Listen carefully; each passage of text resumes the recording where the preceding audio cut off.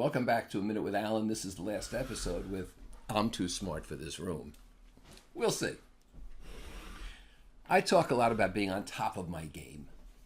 And people say, when are you gonna retire? In fact, people say who just meet me, they say to me, what did you used to do?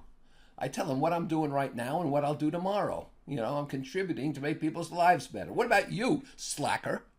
I'm sorry. So, as long as I'm on top of my game, I'll keep doing what I'm doing. If I'm no longer on top of my game, I'll move to something else where I am on top of my game. That's how I look at it. Now, a few years ago, I met a wonderful guy named Dan Gilbert. He's the author of Stumbling on Happiness, Harvard professor. I think he might have been head of the psychology department. Great guy, and I hired him to speak at one of my conventions. And we got friendly, and he's a marvelously talented guy. And his specialty, his research in psychology, is on happiness. So he says, if you're ever up in Cambridge, stop by and we'll have some scotch. So I was up there, and we met in this bar where he can't spend money. He's done so much for these people, everything is free. So we're drinking a couple of scotches. And he says to me, at the time, Dan is probably in his early to mid-60s. He said, I think I'm going to retire in 2 years. I'm eligible. I said, you're going to retire? Are you crazy? You're on top of your game. He says, yeah, but I want to do other things. I'm kind of bored. I said, what are you going to do? Plant flowers? What are you going to tend a garden? He said, I can just sit back and relax. I'll read. I'll do a little writing. He says, I'll explore, the world around me. I said, well, how about you? I said, as long as I'm on top of my game, I'm going to do what I'm doing. He says, do you have any idols? Do you have people who you're really fond of?